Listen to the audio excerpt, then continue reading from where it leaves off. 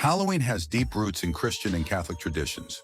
The term Halloween itself comes from All Hallows Eve, the evening before the Catholic feast of All Saints' Day, November 1st, a day dedicated to honoring saints and martyrs.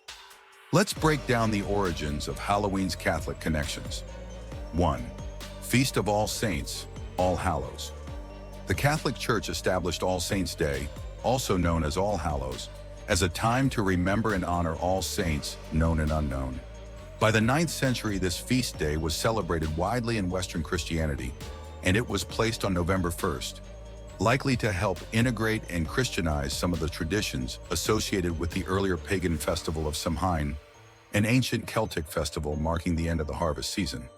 Since Halloween is the night before All Saints' Day, it became known as All Hallows Eve, which eventually shortened to Halloween. Traditionally, this vigil was a time to prepare spiritually for the solemnity of All Saints' Day. 2. All Souls' Day and prayers for the dead. Following All Saints' Day, All Souls' Day on November 2nd is another key feast in Catholic tradition.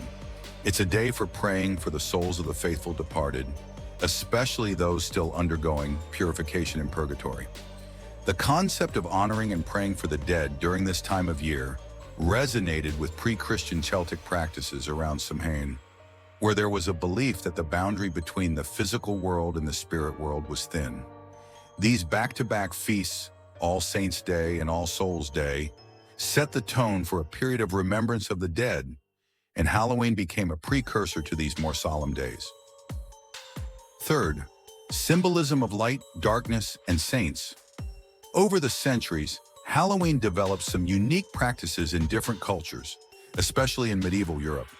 In parts of Catholic Europe, it was customary to light candles or bonfires on Halloween night to ward off evil and remember the light of Christ in the saints who conquered darkness.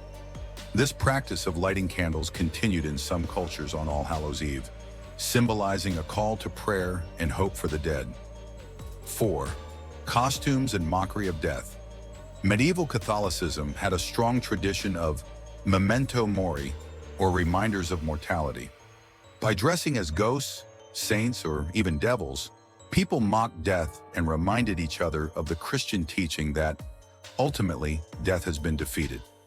The costume tradition may have evolved from this concept of ridiculing death and the supernatural as a way to remember the victory of Christ over death. 5. Souling and the beginnings of trick-or-treating. In medieval England and Ireland, there was a tradition of souling on All Hallows Eve, where poor children and adults would go door to door, offering prayers for the souls of a household's deceased loved ones in exchange for small cakes, called soul cakes.